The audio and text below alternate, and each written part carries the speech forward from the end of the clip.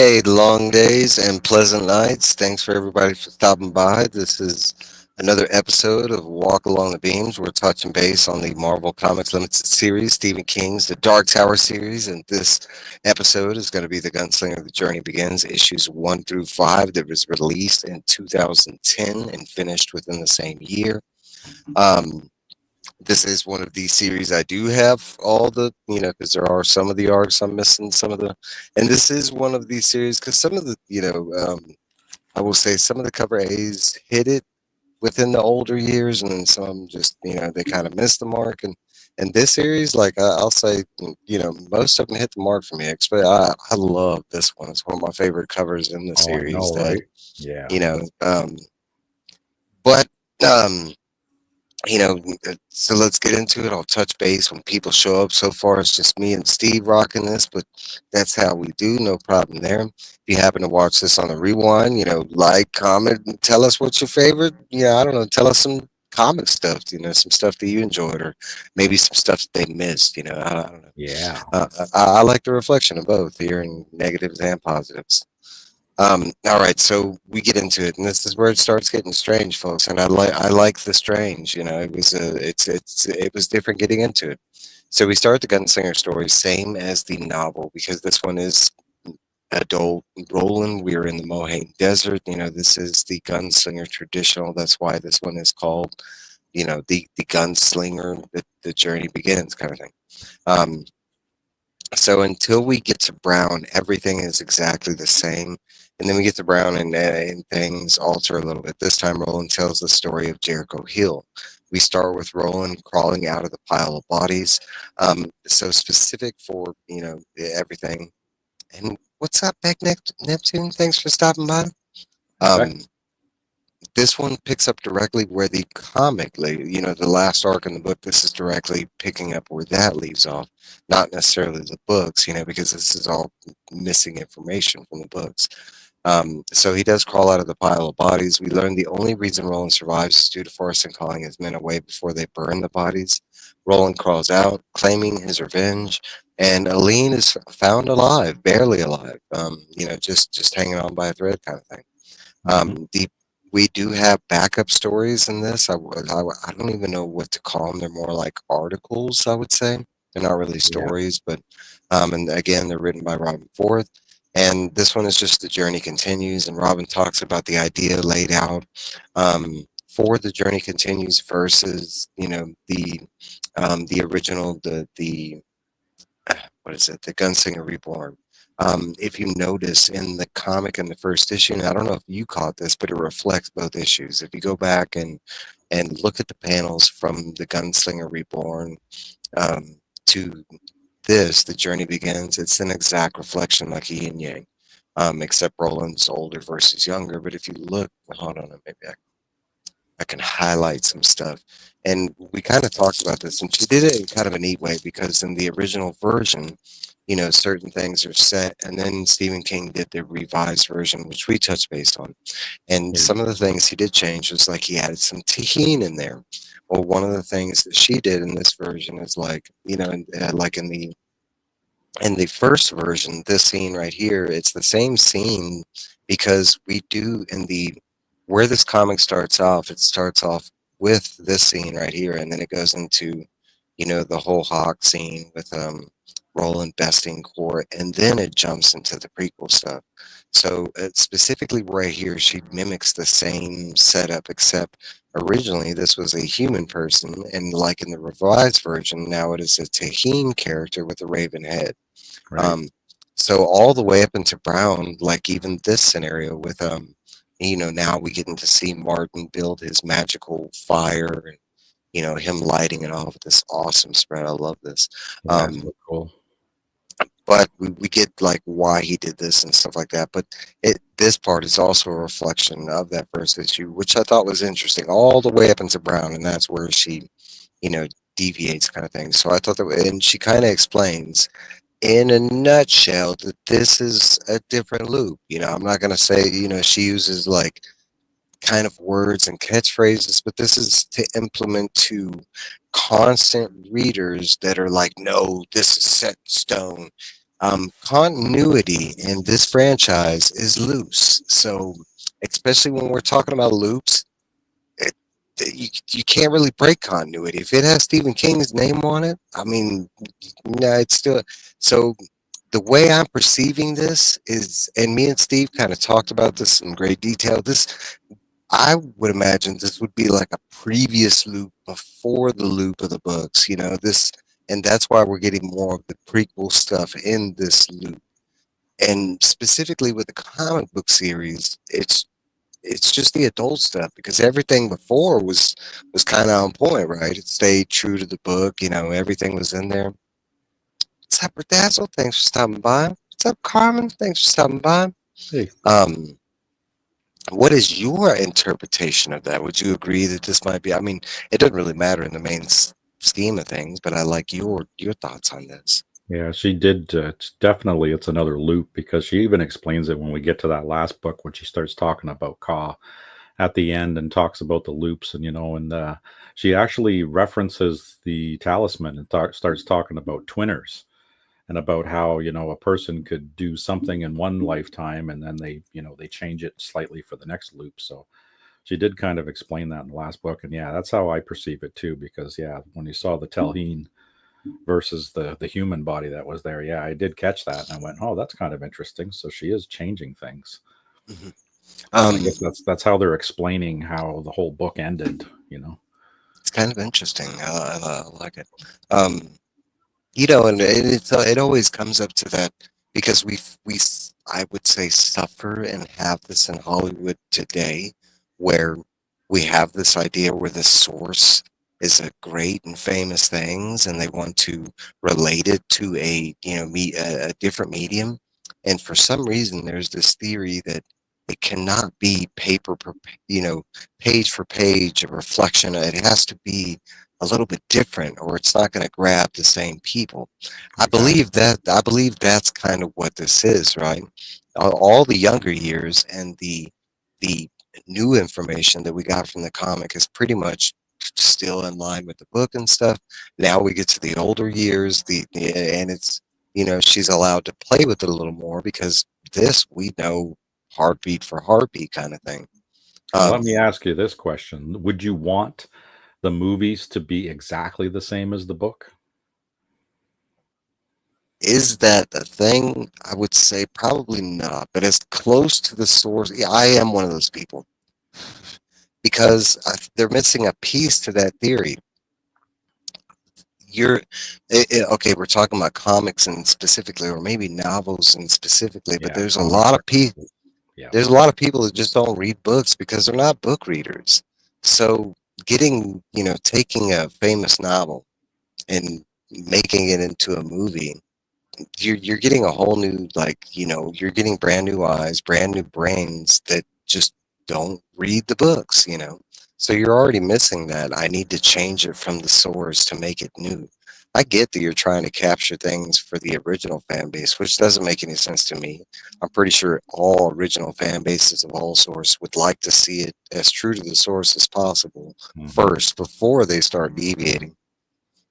Yep. What's up, brother Aaron? Thanks for stopping Hey. by. Um, no, but I will say, that, especially with the Dark Tower, and I believe me and Aaron are on the same wavelength. I believe Mike Flanagan, and I trust in him at this moment. But I do believe that he's going to try and get it as close to the source as he can, maybe deviating from some older hot Small details. topics. Yeah. Yeah, yeah. But because there's some things, it was like when they were talking about doing the movie and they were talking about minusing certain characters. Well, that just means you're minusing like a whole thread that's in the books, or that's like minusing Susanna for me. I mean, you're talking about emotion. Like, so many and major beats to the book because the later books are all, kind of focused around it. What's up, Justin? Thanks for stopping by. Hey, What's up, Rich? Thanks for stopping by. people Um, rolling in now. what is your thoughts on that? Are you one of those people that like it as close to the source, or do you like when they deviate and give us something new? Yeah, I want a deviation. I want to see their perception of the movie. I What's up, do kid? like to have like the base but they can. I don't have a problem with them being a little more loose with the storyline. You know, so long as the major elements of the major characters are still kept true. You know, like have at it. You know, give us something new, something different. And I Because think that's what otherwise, you're Rob. just sitting there wasting your money watching a book that you've read, and you can just sit there and go, "Oh yeah, I know what's going to happen next." Mhm. I like the with the end game in the Marvel series there. That was kind of a nice twist on it versus what the books were talking about. So if you ever read the Infinity Gauntlet versus what Oh yeah. happened in Marvel movies, like wow, what a difference! I think most of the things we've gotten in a Hollywood source has since, like, have deviated from the source to either some degree, some less, or some, heavy. But I mean, for the most part, I've enjoyed that we're just getting this stuff in a medium form. That it's finally getting highlighted. So that's like people ragging on the Dark Tower film. Like, yes, it's not the source, it's not the story we know, but No, I mean, in my lifetime, I got to see a Dark Tower make it to the film, yeah, and the to the elements were there. theaters. They just had to Yeah, rush it because it was yeah, such a well, it was a long movie, but still, they had to yeah. put so much stuff into it, and they did capture a lot of it. But you know, Mm. what's that? Jay Lee? Lee's version was different than how I imagined it, but still true to the Yeah, source and yeah, exactly the point, because I remember when they were talking about doing this comic, like I can remember them, like, how is the art going to look? Is it going to match with the books? And that's how I thought they were going to go, and getting Jay Lee's art and it being like, something I didn't expect, but loving it and being pleasantly surprised by his interpretation of how it looked, that kind of thing. What's up, Trev? And that's what we talk the about the tower. tower. Um,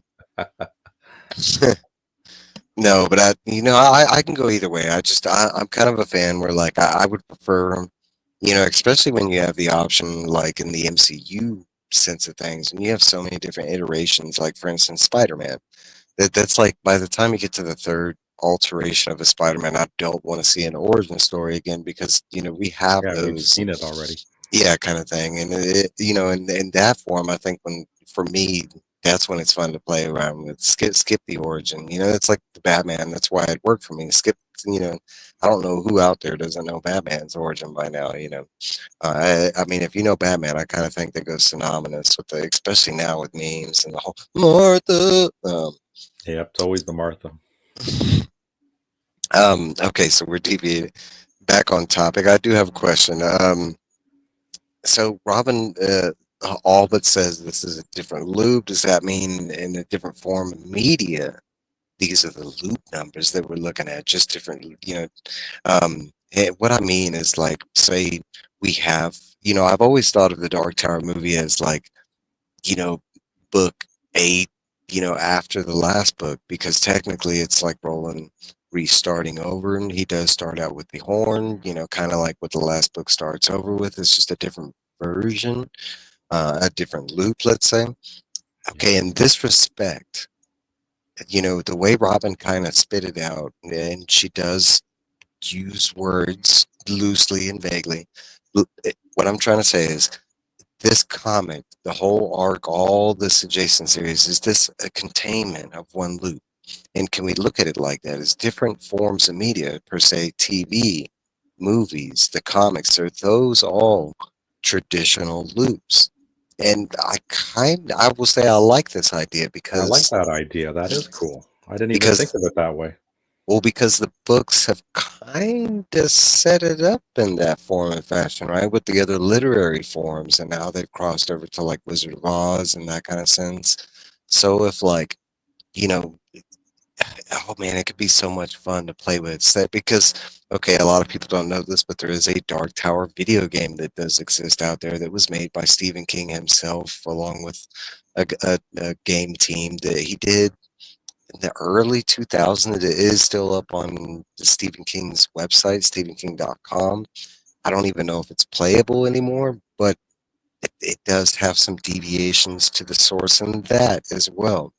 So my concept is, okay, so you have the comics as one loop, right?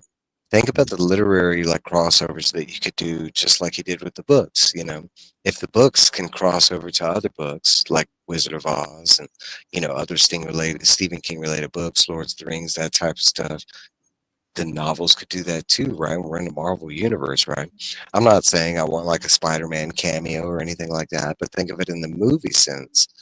Seeing movie references to crossover and stuff like that, which we kind of did in the Dark Tower movie because they had, the Shining references and Pennywise references. And what do you think about that? Like I never thought ultimately, about it until now. Now I'm thinking about it. I'm like, geez, I was as I read through the comic books the first time, I just took them as filling in the blanks and the gaps of the books in that timeline.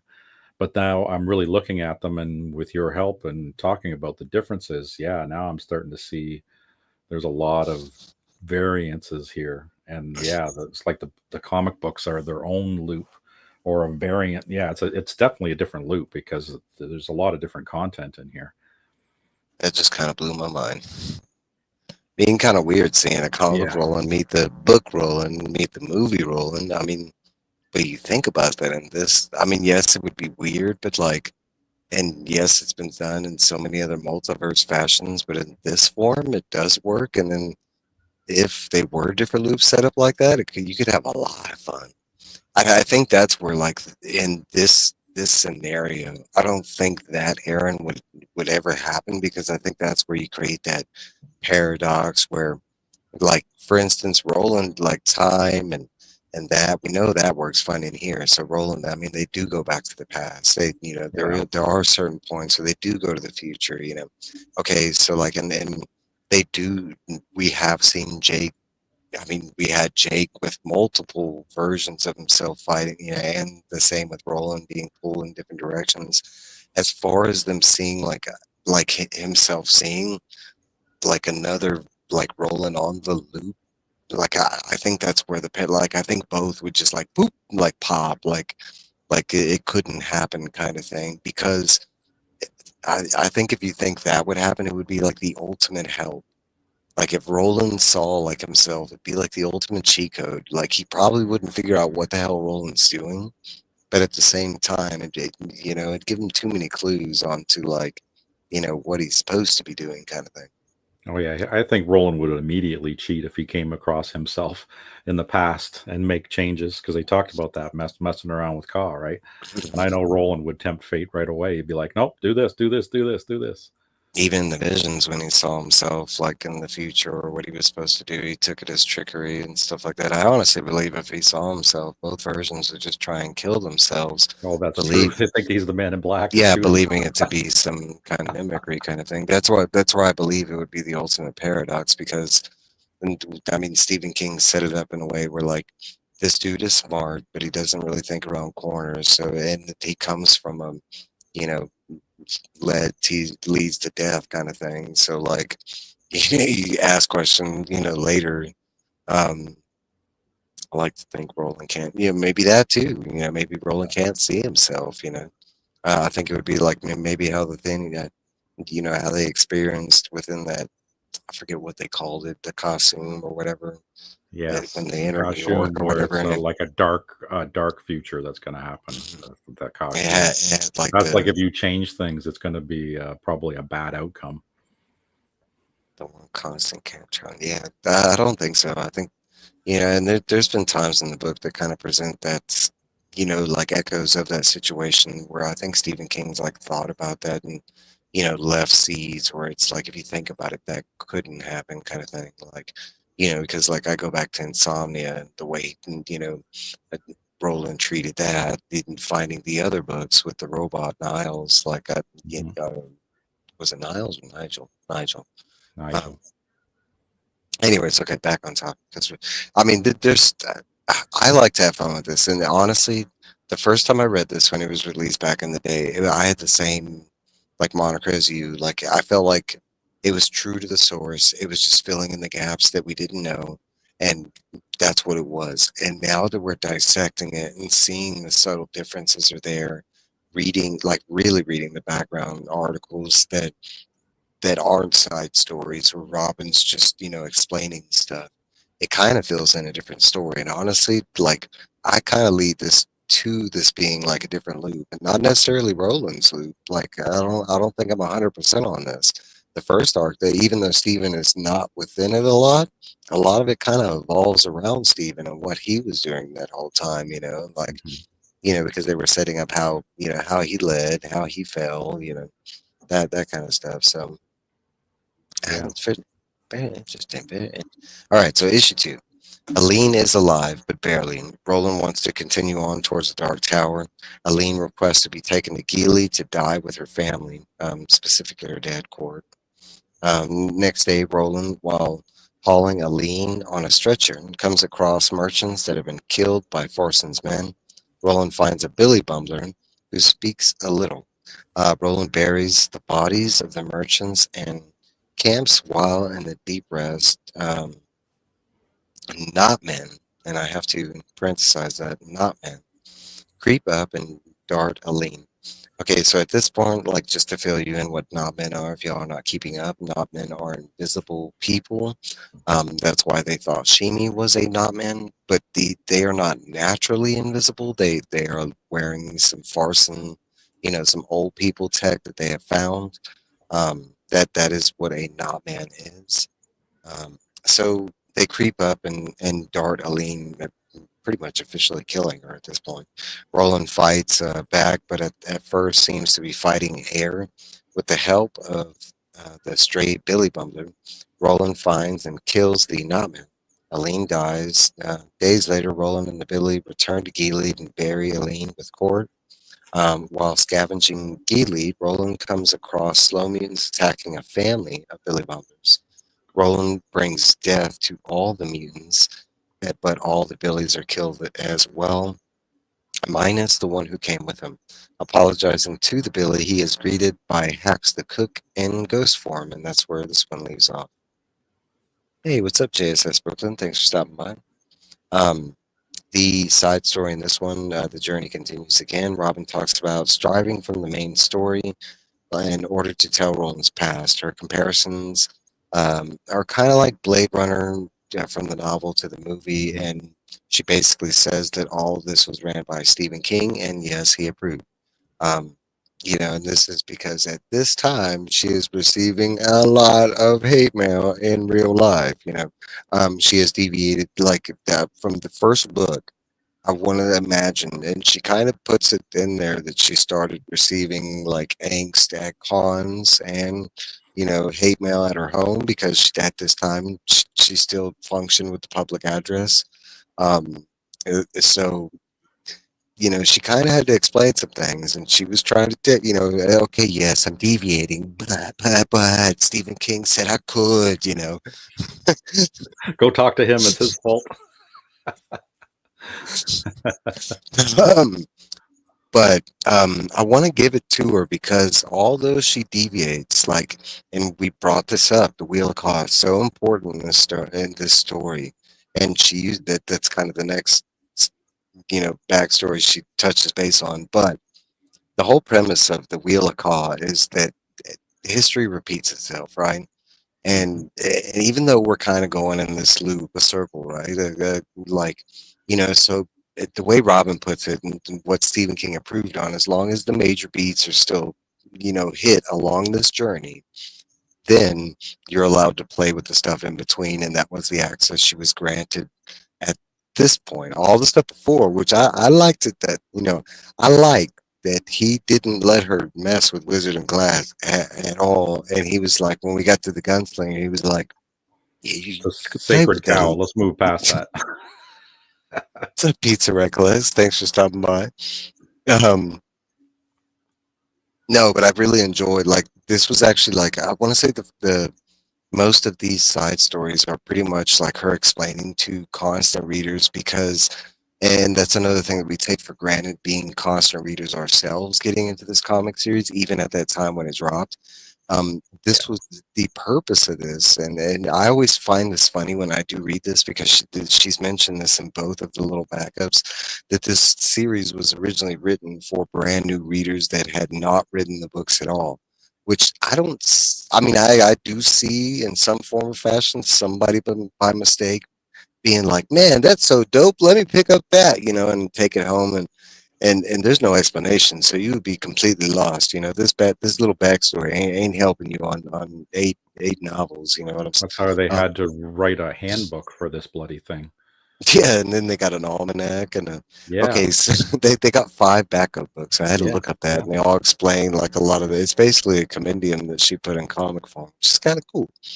Um, no, but a lot of this goes into like the new reader thing. So at this time, I think she was starting to realize that a lot of new readers weren't reading her series, and it was a lot of the constant readers that were reading it. And so at this point, she's kind of like in defensive mode, like, I'm sorry, like, you know, I didn't mean to like, mess up the story. stop, I'm changing my home address. R.R. Um, Martin had to deal with that crap too with the Game of Thrones. He was getting yeah, death and threats and everything to finish the damn books. I want to say it's a learning curve, kind of thing. You just don't know. And at this time, Robert Robin Ford wasn't really in the limelight, right? Right? She was in the background. I mean, no one really knew who she was until Wizard and Glass. I'll honestly say that there was like, as far unless you went to Stephen King like cons, which they do exist, like you really didn't know Robin was there, and it wasn't until Wizard and Glass when he shouted her out in the book, like. That was kind of the first time when fans were like, "Who the f is this person, and Why why is he is he?" shouting her out? Yeah, Yeah, yeah, and why does it say she's an editorial assistant? And um, no. So I think that kind of led to all this, and it was like part of this plan because the comic was formed right around the time of that book. Like it was all mainstream, kind of together. I mean, not publication wise, but like it still kind of coincided together. Um, okay, so according to the rabid moving along. fans. Rabid fans, you're right, man. Um, I mean, in this, I could see, because especially with a series like this, and I always find it kind of strange with Robin, like, you know, and maybe not so, but with the last book being so divided with fans, people not liking it and people loving it, kind of thing, or people being in the middle. I kind of have to assume that like anytime you deviate, you're gonna run into those issues, kind of They're thing, just where gonna hate, hate, hate, hate, yeah, hate. I'd like to applaud because she's still staying to the source. There's never Right? been a time where this felt like, not Dark Towering. Hey, Brian, thanks for stopping Yeah, by. What's exactly. up, Caroline? LF. Um, no, there's never been a time, even with the art, with the story that are within the comics, where it feels like, nope, this ain't Dark Tower. Like, mm-mm. No, I mean, all throughout, like all these different arcs, it still felt true to the world that King built. You know what I'm saying? So her Absolutely. deviation at this point, really, I mean, it doesn't bother me so much, and they're so No, small. didn't bother me either. I actually rather enjoyed it. And now that we're seeing it from another light, it's kind of cool, that we can imagine it as another loop to it, since there's some continuity issues in there, right? King plays with the idea of imagination. There's many books where that's the key to his, defeating the villain is the imagination of oneself. So who's to say that when we ran into Brown in that town, that the conversation actually wasn't a lot longer, kind of thing? Like, Yeah. we just got these sped up version that King wanted to give us, but who's to say that the conversation didn't last for a couple days? I mean, I like to play with stuff like that. Especially with the way she's presented it. It fits like that kind of thing. It does. Like It fits where. well. Mhm. Um. All right, so issue three. Uh, we go back to we go back in time to the moment in the kitchen, basically with Hacks the Cook. This is directly from the novel. This is the okay. This is straight from the novel, minus one thing. We meet a very young Roland Cuthbert. Okay, this is something that is known in the book. Of course, a novel is all words. This is all imagination. But this is one of the scenes that we actually get an illustrated picture in the book. So we kind of know, like in the novel, how old Roland and Cuthbert were in the scene. They look like they're in their like later teens, early 20s in this scene in the book. Okay, so in this story, Robin they're 11, and And they're honestly, much younger. yes, Yeah. they're both 11. Um, So it's the same scene. They're just really, really young, and it fits. It's not like it doesn't. I actually kind of like it a lot better with them being this young because it makes sense why they're having to get food from the cook, and you know, Yeah, and they're all freaked out when they're seeing the guy get hanged and and having to do the especially bread and all the explanations through all that. Yeah, especially what this presents. What this moment in time for Roland was is the first time he ran into treachery. This was the loss of both of their childhoods because it was the first time they saw like a form of true evil in the world, kind of thing. Um, it was the first time they had to show like admittance for guilt for something they had done. That was the whole like, the bread part of it. yeah, I was so okay. So they're 11, which okay, chronologically for constant readers, this is actually the youngest we've ever seen Roland at, besides toddler Roland, because there are moments in the novel when we do get like little flashbacks, like a sentence when Roland was getting a lullaby from his mom or something. But as far as yeah, within story, this is the youngest we've ever been with Roland. Okay, so we witness Hacks the Cook betraying Geely, just like it's set up in the book. And it's actually verbatim, word for word, the way it is in the book. yeah, We relieve the moment all the way till they spread the bread after Hacks has been hung. Back to present day, and Roland asks Hax the cook if he would like to finish his last sentence. Hax disappears before he can say anything, but leaves a word written in blood. Regret is written on the floor in the mutant blood or whatever. Um, the backup story for this is the hanging of Hax. Robin goes into great detail about Hax the cook scene, its importance for setting up Roland's first taste of betrayal and his first step to manhood, and kind of everything we just talked about. And she's kind of explaining why this is such an important scene in the beginning of Roland's, life cycle. And I 100% agree. I think this is very important to, the whole moniker of the gunslinger thing. Like, I mean, it's really the first time that we see like the ideology of how the gunslingers worked with Stephen, the Den, and how they handled traitors, that kind of stuff. Um, yeah. And we kind of saw Roland the very first time he was in a rage. Like he went to rage. He wasn't afraid or anything of this thing. He wanted to kill him on the spot. He just went which directly to rage. which I want to say that's presented in the book, but the way it's drawn and shown in the comic, it just hits better for me. I don't know if Mm-hmm. that was the same, like It because in was. the book it's kind of like it's passed over in the way you're already with Roland and you already kind of know he's he doesn't have that morality sense when it comes to this time. Oh, traitor, pal, you're dead, kind of thing. Hmm. So, in this scenario and it being the first time, the way it was, with him being so young, I think it hit better, kind of thing.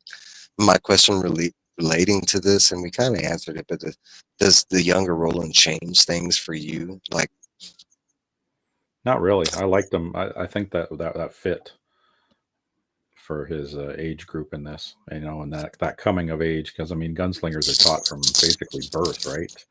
So I mhm, don't know what time, when they actually did they ever really talk about like how young they started training with these kids? this But I young, imagine with Roland, it would have been even sooner than with the other kids. especially Although, him being the den. yeah, yeah, Another thing that she had changed in this setting, and it's such a slight change that you might not have noticed, but in this scene during the Hacks the Cook thing, when they're in it starts out with, them them, training. Yep. yeah, training with the lesson with Cord, and in the book, it's the Falcon, it's the Hawk scene with and then she changed it to a training lesson with the Bond Bolt, just to make Yeah. it a little bit different, Instead of um, with David. yeah. What's up, Rolanda Flores? Thanks for stopping by. Um, no, for me, I don't think it changes at all. Like it was a blow, at first when I was like, why are who are these kids? Oh, that's Roland and Bert, And look at how and young then they are. yeah. But as far as like it changing the scene or anything, act for being, I think it just hits better with him being this younger because that it was always kind of weird, like some of the things, like them needing to go get food from a cook when they're like, Yeah, like of teenagers that doesn't fit, but with younger kids that does fit. because And then that's what young boys would do. You know, boys are going to be boys, but teenage boys, they wouldn't be caring about that kind of thing. They're too tough for that, right? They're that much older, right? They got and I, better things to do. and I don't know about you, but like, I mean, betrayal, like, by the time I got to high school, buddy, I mean, there had been some betrayals, from some friends, and Yes, maybe me towards some, I mean, we make mistakes, I mean, so I think them being at this age, just it works better. It's a lot more believable that Roland hasn't seen betrayal within a castle like, caste system. I mean, you're talking about where they yeah, hang people, and it just it hit better. I don't know. yeah, Um, I agree. so we move on to issue 4. Let's see. Roland, not believing Hack's last words, damns him back to Noel. Roland and the Billy Bumbler leave Roland, and I will like to put out, it's not necessarily said unless you read the backstories, but the Billy Bumbler is actually named Billy. Like, I don't know if you picked that up, like, but his name is Billy, and I was like, It's kind of on the nose, isn't it? yeah, Billy, the Like Billy naming Bumbler. dog dog. hmm Um, so yeah, so Billy the Billy Bummer, leave Gilly, Roland believing there to be too many ghosts that he needs to deal with present day. Roland runs into Martin, who confirms it's his destiny to make it to the Dark Tower before he can get true answers.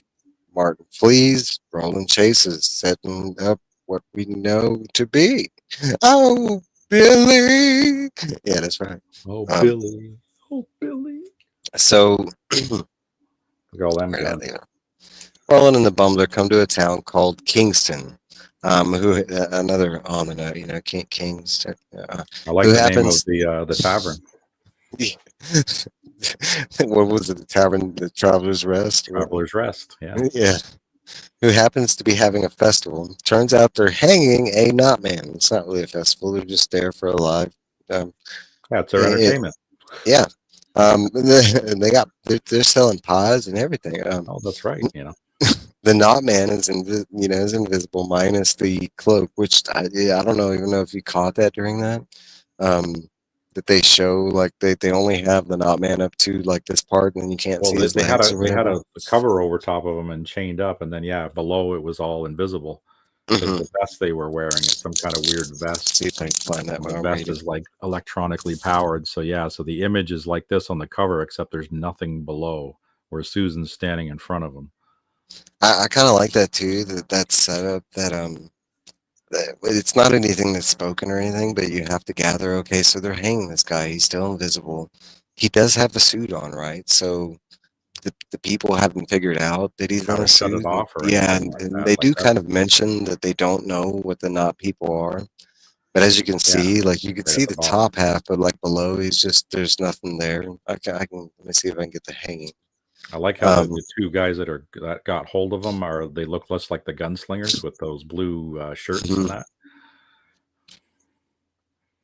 yeah, I think they would be gunslingers, right? If they're dressed like Yes, that. they have the exact same dress that I don't even think I everyone on noticed Geely that. had.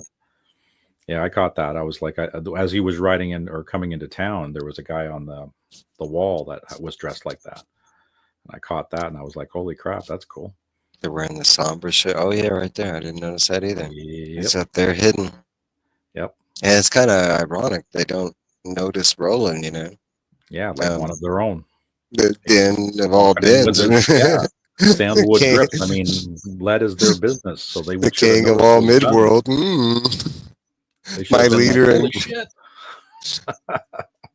but they weren't. So that's the kind of a plot hole in that one.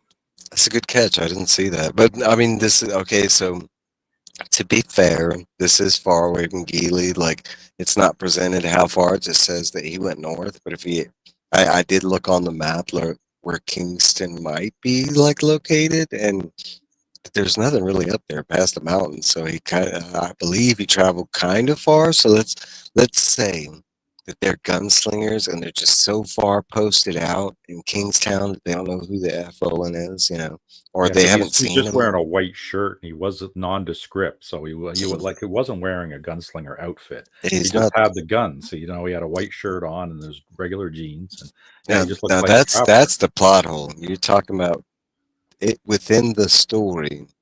It is said that when people see the guns of Eld, they're awestricken because they're so not It's like only magical, right? noticeable. Yeah, yeah, yeah. Right? It's So like he's walking along with two magic freaking swords dangling there, and they're glowing and shit, right? it's a good catch, Steve. Well, so okay, let's think around this. So maybe they're just not gunslingers and they're dressed like gunslingers. Have been, because this is a new artist on this on the, so maybe they didn't let Sean Phillips know that Jay was dressing the gunslingers in a certain way, or maybe just all good guys wear somber shirts, and that's. I mean, that They is a could be true the general thing. militia. They could be sheriffs. Yeah, You like might not know, and Minutemen, they're just wearing those outfits because that's what was available at the time. So yeah, we could make up whatever plot that fits, but right? I'm gonna go with all of it. It's a good catch. I didn't catch that. Um, I caught all the damn mimicry. I didn't see that. That's funny. All right, so we get the hanging of Knotman. Um, Roland finds another Knotman during in the crowd while this happens, grabs him, but then loses him. He also kind of spots a Susan. Roland goes to the Traveler's Rest and finds a girl that resembles Susan, a waitress named Susan. I mean, this book is just full of on. Okay, tells Forson. coincidence? I don't know. Susan Black, which is her name. Susan Black tells Forson came to their Dogan. They just happen to have a Dogan here. Of course. Um, and after leaving the Knotmen gang, Susan, the waitress, is kidnapped by the Knotmen. Okay, before I get to the side story, and we've joked about this a lot, even though it sounds all hokey and there is a lot of like symbolism, this was actually a fire issue because it was still like all new stuff. And but okay, we'll get there. So the side story is a talking Billy what? And it's Robin really explaining Billy Bumblers for new readers because at this time she's still in the belief that this the only new readers are reading this. Also explains Billy the Billy Bumbler. That's kind of where we get the name for Billy. Yeah. And set up for a surprise, which I don't know if it was a real surprise for you. How the surprise is related to the Billy Bumbler, his ending, and I don't think it was Yeah. much a surprise. No. Um, and then reminds us that this Billy Bumbler is actually from the Tet of Oi, and says that it's also one of the other like Billy Bumblers that was in his family clan that was disgraced, and also reminds us or kind of lets us in the know that this Billy Bumbler had like a kid owner at some time too, and his name was John. Do you know who John would? Another John in our story that was related to a Billy Bumbler? That would be a twinner. Is that a twinner of Jake John Jake? Chambers. Jake John Jake, Chambers. Yeah. yeah, she So kind it'd of, be probably the twinner that's on the their side. yeah, no, I think that's what she's trying to set up because this is, and within all of the Dark Tower chronologically that we've touched base with at this point, this is the first time that they've actually mentioned Peter Straub in Stephen King's series, The Talisman and Black House. So a lot of that, the Twinner stuff, we're seeing a lot of the parallels, kind of, especially in this Yeah. issue. All right, so I got questions on this one. Um, First off, let's go back to Roland and Geely, right? And he was touching base with the ghost, right? Yeah. And this is something artistly, and story wise. I caught. I don't know if you caught it, but why the f would Susan's ghost be in Geely? Yeah, it wouldn't have been because she died in Magis. I mean, these other people, these other fine folks, like Stephen Deshane and And Gabriella yeah, and Roland's past self, yes, they would be in Geely, but what? I mean, it's just Susan following him around. Is that what it is, or she just maybe because it's followed part of him the to Geely? Ka, part of the Ka. I don't know, I, but I yeah, her saw that. I ghost. was like, It And was why like, would her what? ghost be there? Why not in Mages? Like, Yeah, especially where that's her yeah. dad and her family and like I did all her find that odd. all her beloved horses. Um, all right, so Maybe I because she's a love interest, because she follows him wherever he goes. I guess maybe that's it. He's always haunted. I want to say that, like, if we had to line up anything on an imagination level, it's that, like, because your loved ones do follow you throughout the rest of your life, and the ghost of any of those things are going to be there. So, I believe that. Now, the way this book sets it up is she's just kind of like posted up in Gilead. It's not necessarily that she's following around. These ghosts are just there. Yeah. Um, I found that kind of weird, and maybe because Gilead's the heart, the whole story kind of thing. Or yeah, I don't know. And it's on the Um, path of a beam too, right? mhm. The first star of all the paths of the beams, right? I As never did far follow as the map to see if Magis was on the same beam that Gilead is.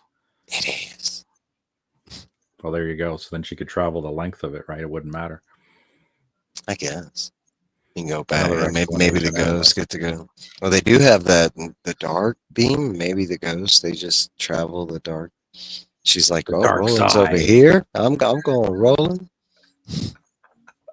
Um. All There right. we go. So let's get. Trev said that's what she said. Um.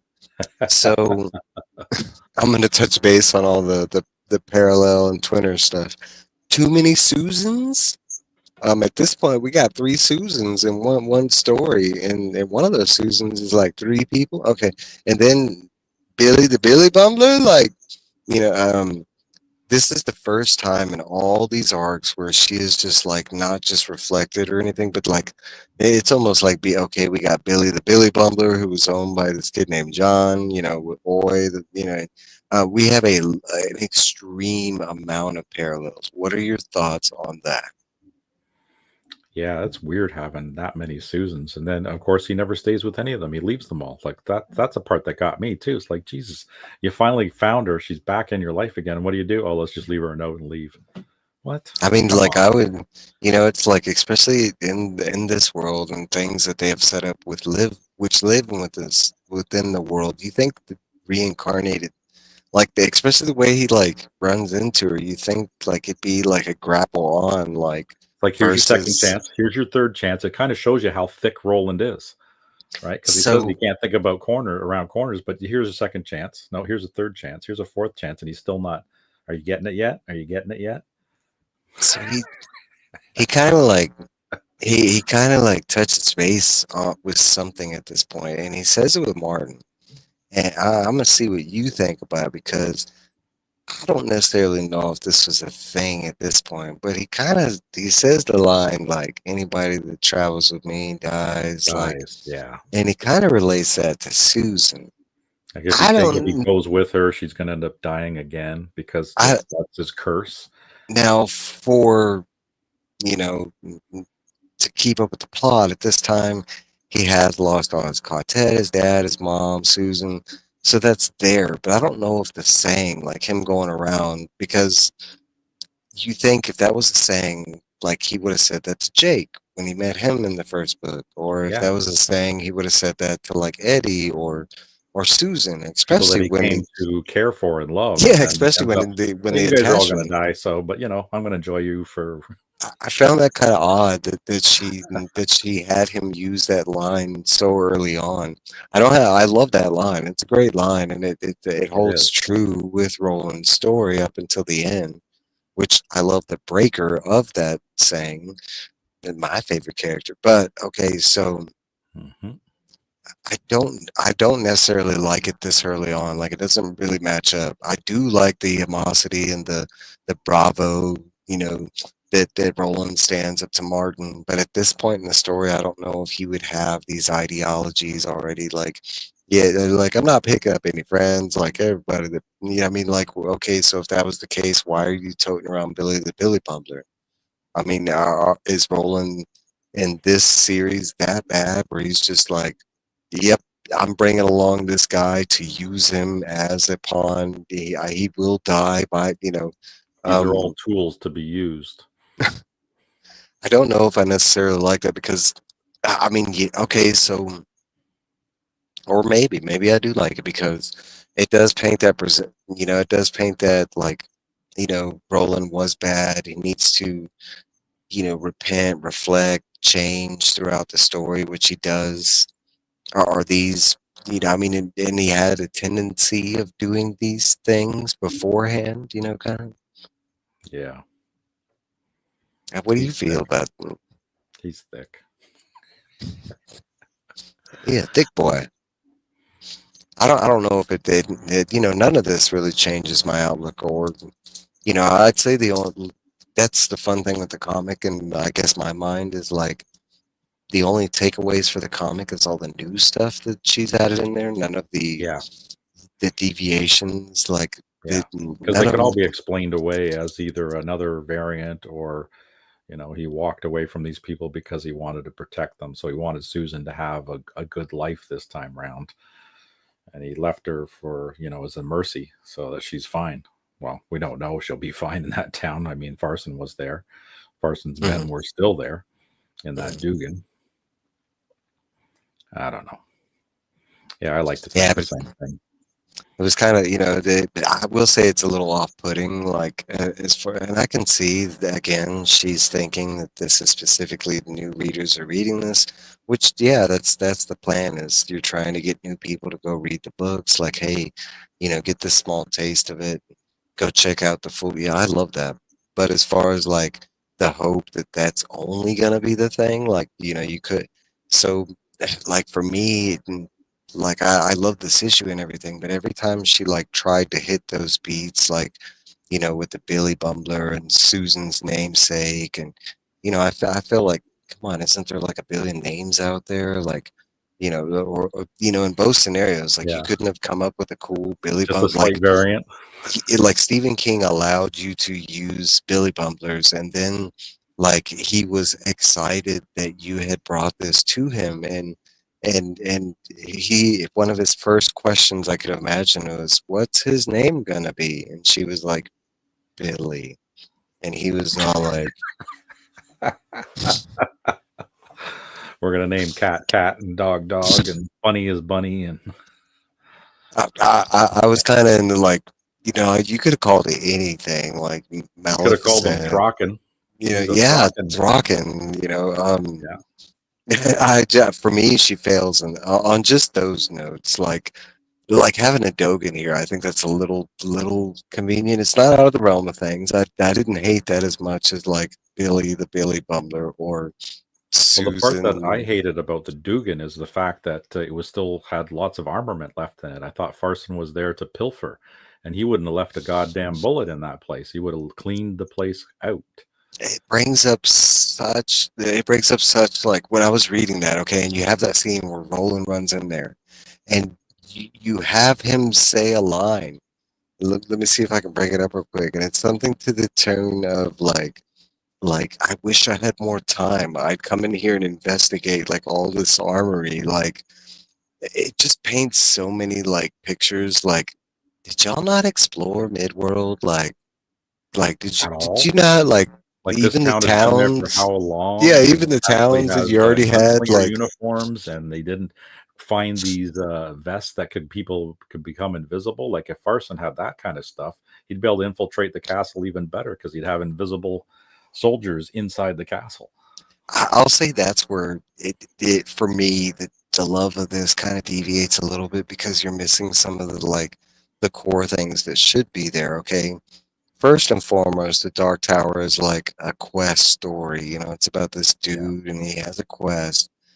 How do you set up a world within a quest storyline, especially the way it's set up with King Arthur and the Knights of Eld and all and the Gunslinger, and exploration is not a known thing. Like, I find that kind of odd, especially when we know there are groups of gunslingers that are sent out to specifically explore.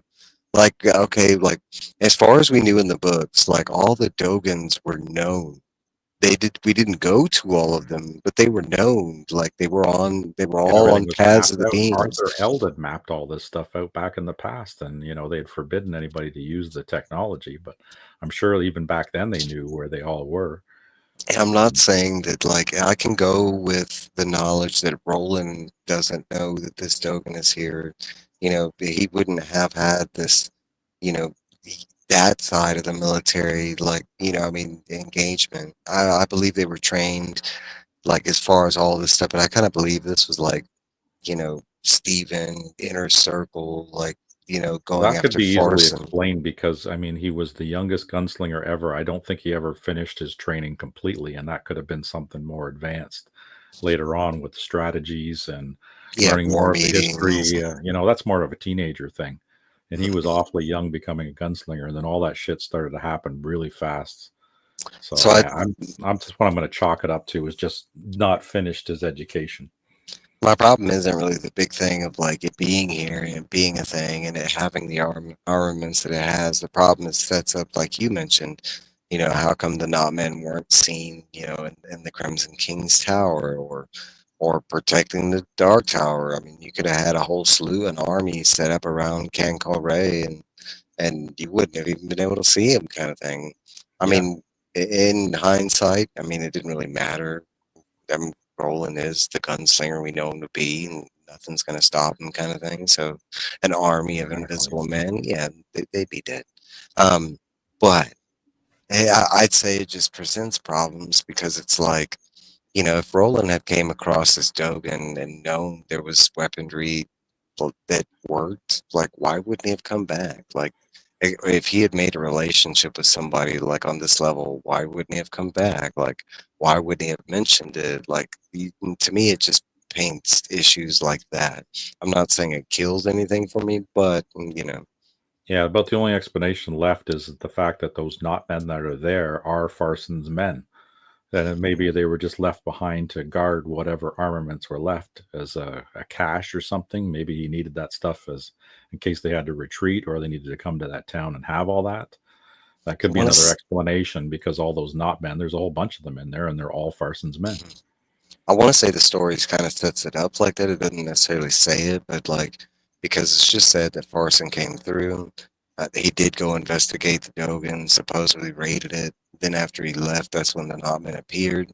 We do have those scenes within the Knotmen, and they're doing something because they're kidnapping people and they're putting those like they're putting some kind of like shackles that have electrical shock. You know, Yeah, they're keeping them in line with tasers. these shackles, but we also learned that they're training these prisoners, I guess, to capture more people. So they had rhyme and purpose within their. So I want to believe it's like you said, like they were left there by force and Well, the one with. guy says it outright. He goes, "Yeah, I was with Farson." He said it Oh yeah, yeah, when he in the dies last or one. whatever. Yeah, yeah. Yeah. Sorry, jumping ahead. I got a problem with this cover too.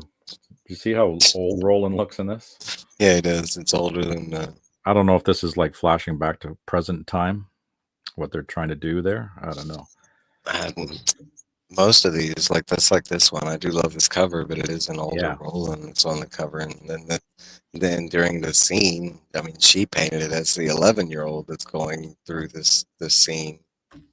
yeah. So Um, there's some inconsistencies there because this one is I actually I will. really super duper old. Like, look at the look on his face, man. That's like we have like the ghost of Roland with Susan, which is Yeah, ironic yeah. because he Now runs that's into a new Susan and has like a romantic thing with her too. the Um, springs are a squeaking. yeah, the way she wrote it. I know. Okay, so That's I how got she one wrote more. it. Yeah, she did. So I got one more question related to this, and see if you picked up on this. King is very strong about not using the word destiny within all 8 books, instead using our known and beloved word Ka. Robin has had Roland say it twice throughout this series alone. Has he? What are your thoughts on that? Is it just she forgot that that's the word for destiny, or She must have. because it's That's the even only thing. related in the novels? I had to go look this up and I had to search it. It took me like 3 times to find it, and So Roland specifically never says destiny, but he does describe around it, and he just says they don't have a word that says that outside of Ka. And it Right. also Their it world, right. also it also leads into the whole explanation on Ka has like multiple meanings, and it just doesn't explain Ka. It's like karma, Ka, like soul, like fate, and it sums up a lot of stuff. What are your thoughts on that? Is it just like Robin forgetting that's what this word means? Yeah, she must have had source material, but yeah, she must have forgotten. But you should have that kind of in the back of your mind when you go to Midworld. I mean, when you cross over, you understand the language there, but it's a completely foreign language to the English that we know in our world. As soon Mhm. as you flip over to that, like you automatically can comprehend the language, but it is a foreign language, and Mhm. that's been explained in many books. When they flipped over, they Yeah, just knew the language, but they realized that they were speaking a different language completely. So even destiny isn't in their no, vocabulary. and there's quite a bunch of words that we run into during the series that Roland just doesn't have a word for or an explanation for because Yeah, they and he just. says it all funny when he's trying to speak English. Mhm. Then on top of that, to that point, like that's one of the reasons why Roland's kind of on more attuned to a dyslexic reader because he can't really read English because it's that foreign it to him. it gets garbled to him. But then the same thing happens with Eddie and Susan and all that. When they'd crossed over, they spent enough time in Midworld. Everything in their original world started to look garbled too, and they were having hard times reading it. Remember, with in the bookstore with the contract, it was starting to go fuzzy on him, and he was becoming where he couldn't comprehend it. I want to say for me, this was the only disservice. The biggest disservice that I saw was her like, and I want to chalk it up to her forgetting that it's just not a thing that I mean because and each time she uses it, for instance, one is when he's speaking to Martin, and he's talking Yeah. about my destiny is the Dark Tower. Like for one, Oh, that's right. That's what he said. He said that's flat out. Is my destiny is the for Dark Tower. one, Yeah.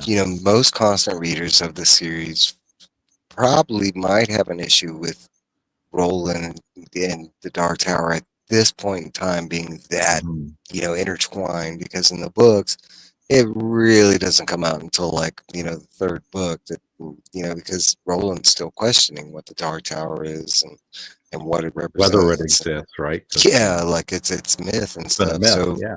so I mean I can see that being a huge issue with this comic because the before arcs that we've already touched based on, that was something that Robin kind of did very early on, that Roland has just had it in his destiny very early on that he's going to go to the Dark Tower and that so it's not a huge thing, but it's just for me one of my favorite things about this and what leads it to being otherworldly is the language that Stephen has given us as far as words like Ka and Kashun, and, stuff like that, There's and the a ton of them. There's a representation, ton of them all through the books. They talk all these different words.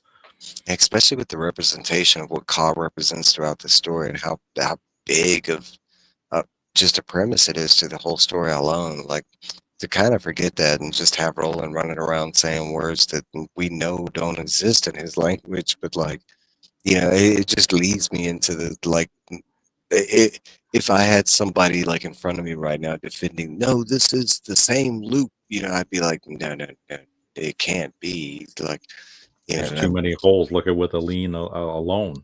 She had a that's, wound. The wound wasn't consistent with what actually happened to her. All right. She had a spear go right through the center of her, but Roland's holding on to her. There's nothing there. She's fine and then until she gets stabbed with a dart. Roland is damaged, and then him coming out of the bodies, and he's just Yeah, he had his head pristine, beaten in. okay. His skull was crushed. Yet he comes out, yeah, I'm good. I heal quickly. Like, what the hell?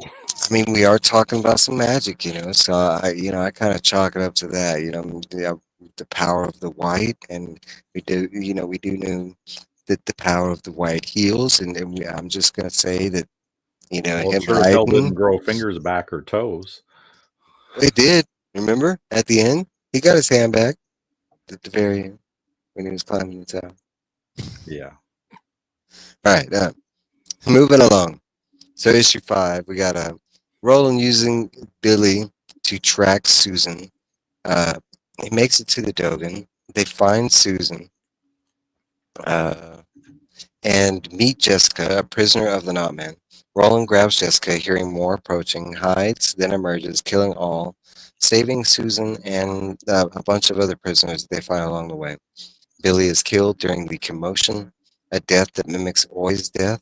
Susan and Roland have a one night stand. Story ends. Back with Brown, and he's ending the story.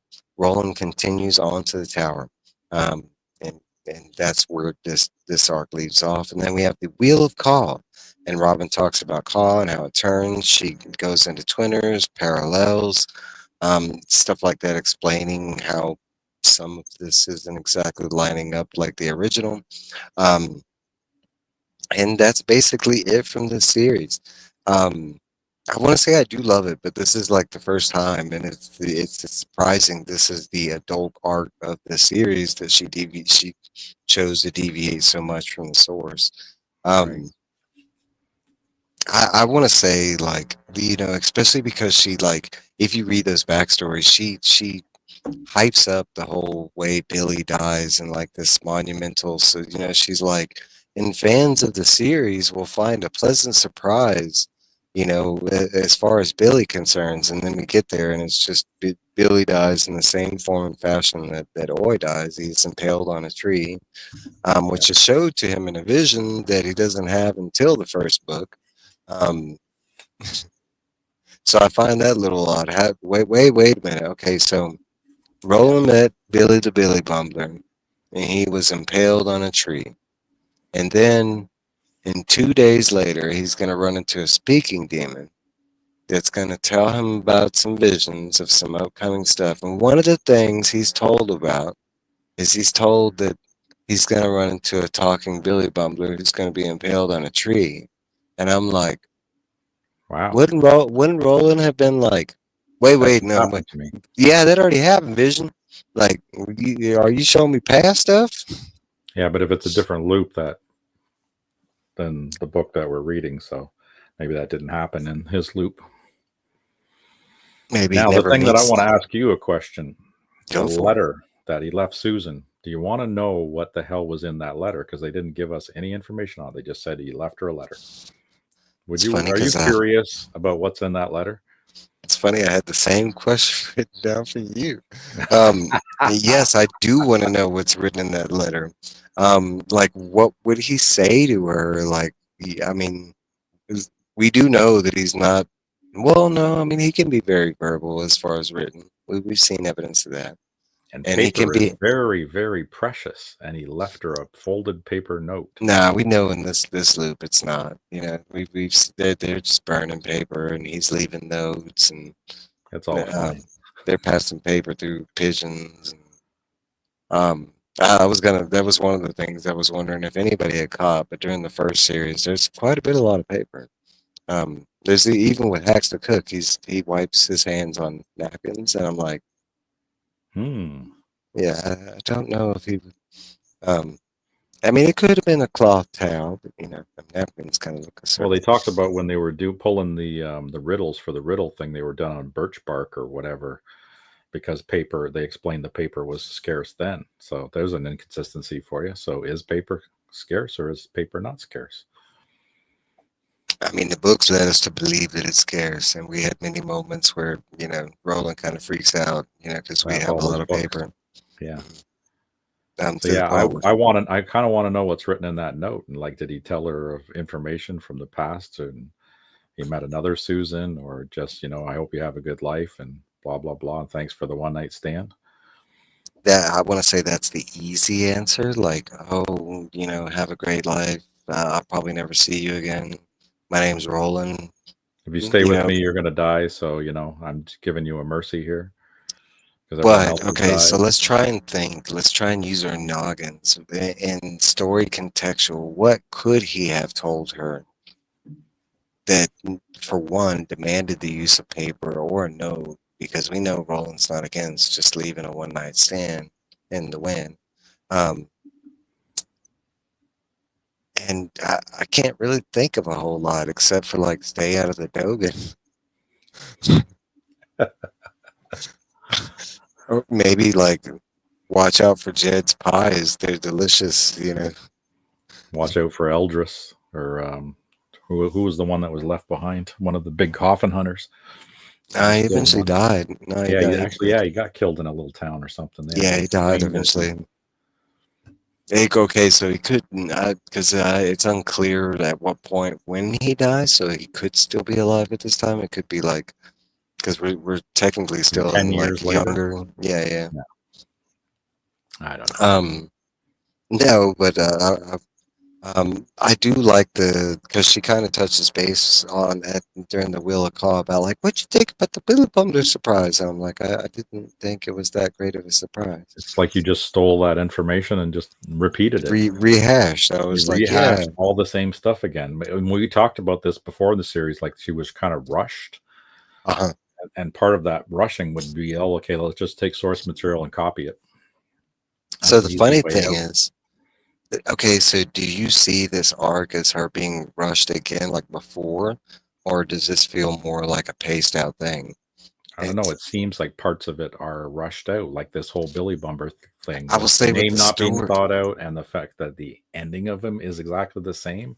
yeah, I will Like it's say kind of on the nose. within the story conjecture and everything lining up to be like this twinner parallel type of thing where, you know, Roland's running into stuff that we we've seen him like major beats kind of thing with Oi dying. I mean, Oi was a quartet member. It's not like a random person, Yeah. you know. And even to the beat of Aline, because Celine was not quartet, so I can understand why she wouldn't have been mentioned along the way if nobody asked. Like, hey, was there ever a female gunslinger?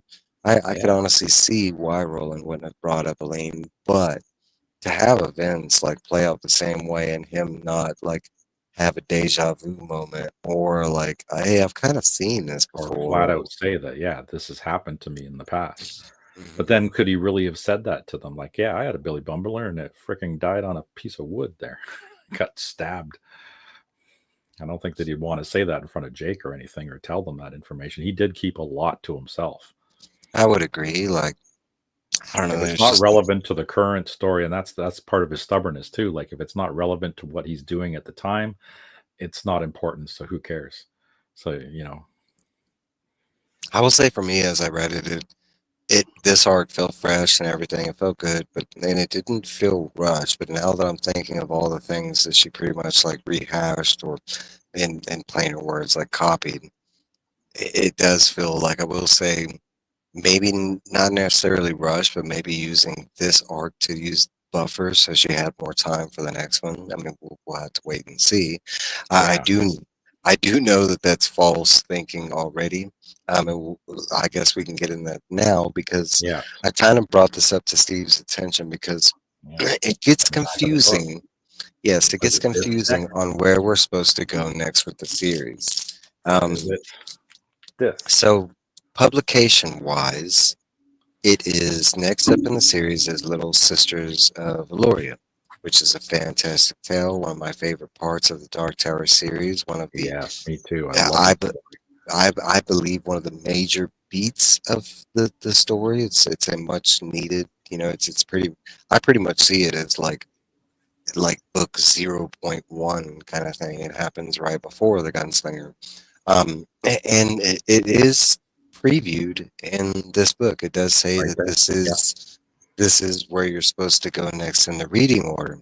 But However, I'm gonna flip a couple pages. I'm gonna show you that I'm flipping these pages. In the very back of the book, it says that the next issue, you can see it right there, is Shimi's Tale. So I had to look this up to figure out what was going on. And so what happened was originally in this storyline, Shimi's Tale is supposed to be next, and it originally was planned to be next, but due to some publication errors and actually three simultaneous things happening at the same time, this got actually pushed back for 3 years. So chronologically, publication wise, Little Sister does come next. So we're gonna have a backstage conversation on where we do, but I think what we're gonna do next is we're gonna read it as it was planned. We're gonna read Shimi's Tale, and read Little Sisters of Allure up there. What with I Darth Shimi. hmm hmm See, there's So Darth Shimi with his lightsabers. I love Darshini, Yeah, me too. Darth Maul, baby. Um, That's so him. one of my things is whether we're going to touch base with the actual story. It's a short story within the novel. Everything's eventual, Yeah. or if we're just going to do the comic series and then read the. I don't know. It's a debate whether we read the short story first or do the comic first. I don't Yeah, know I've which. never read Everything's Eventual. I want to say, I need to touch base with Phil and see what he wants to do, or it might just be me and you at this point, because Yeah, well, um, he forgot. He said something on Instagram oh, did he? Okay. that he forgot it was tonight. Um, so we might have to have a back, but so far we are going to do Shimi's Tale next, and it's a two-issue little miniseries, and depending on how it goes with us, we're either going to touch base with the short story next, or we're going to do the comic series next. Either or, the comic series will be It next could up, you could and only, you know what, it could be both because it's only 2 issues. well, So I Little mean, we Sisters of could the do this. Warrior are six. Yes, yeah.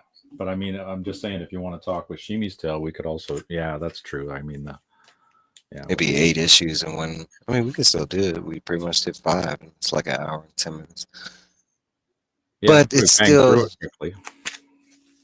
for confused. I don't know if we want to. It's more along the lines of which is the better way to approach this story. Is it better to have the novel, you know, story and then touch base? Because I don't really remember how true to the source she's going to be with Little Sisters of Gloria kind of thing. Is she going to deviate from that? So I We'll have think to we read could. it, and we're gonna have to read it and make the decision because we got 2 weeks, right? So Yep. might end up just I'll end up reading it this week then, and Yeah, I'm then about to flip to the check it book. out. And then if we both do that, we can make a decision on it. Yeah, because it's not a long story at all. I want to say it's like 100-page story, 50. It's not long at all because Yeah, I don't know.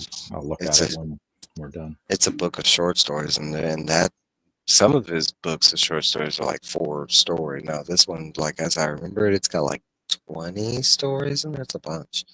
Um, But that's all for this episode. That's pretty much all I got on this one. We will be doing Shimi's Tale next, a little two-issue, and then we'll decide whether we're doing the comic or the short story, or we'll touch base on both of them the same thing. I don't know. We'll discuss, but I will have a thumbnails thing where we're going from there. But guys, that is this episode of our path, our walk along the beam. I want to thank everybody that stopped by, showed up. Everybody that Yep. watches this on the rewind. Let us know if there's anything that we missed, anything that you picked up, constant reader, or new reader. Maybe you are a brand new reader to specifically this comic series, and you've never even read the Dark Tower books. How does this series line up to you? Do you even like it? Does it Yeah. even read well without knowing all the other stuff? I don't know. But guys, that is this episode. I'll let y'all go. Um, Long days and pleasant nights. That's all we got for you. Bye.